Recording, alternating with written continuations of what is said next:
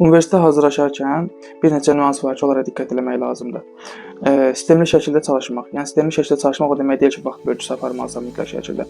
Xeyr, misal üçün balansı qorumaq lazımdır. Yəni misal üçün müəyyən qədər dərs oxuduğun şəkildə müəyyən qədər də əylənməlisən. Yəni bu sistem pozulanda insanın özünə ziyan gətirir və bu səbəbdən dolayı da sən yaxşı hazırlaşa bilmirsən və nəticə ala bilmirsən. O səbəbdən dolayı bunu sistemli şəkildə görmək lazımdır. Dərs oxumaqla bərabər əylənməyi də yaddan çıxartmaq olmaz. Yəni bizim əsas fokusumuz dərsə yönəlsə, yəni bundan bir nəticə almağımız, keyfiyyətli şəkildə təhsil almağımız deməkdir bu. Yəni bu vaxt bölgüsü deyil, bayaq dediyim kimi, vaxt bölgüsündən qırağa misal üçün ən əsas da məşğələdə nə etmək lazımdır? İndi bir çox şagirdlər var ki, hazırlıqla məşğul olurlar, məktəblə yanaşı.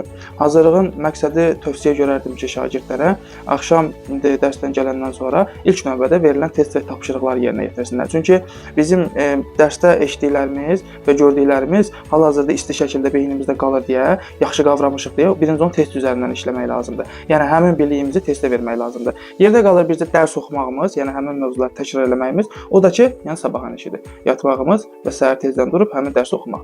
Yəni dərsin əsas məqsədi və uğur əldə etməyin əsas gedişatı bundan ibarətdir.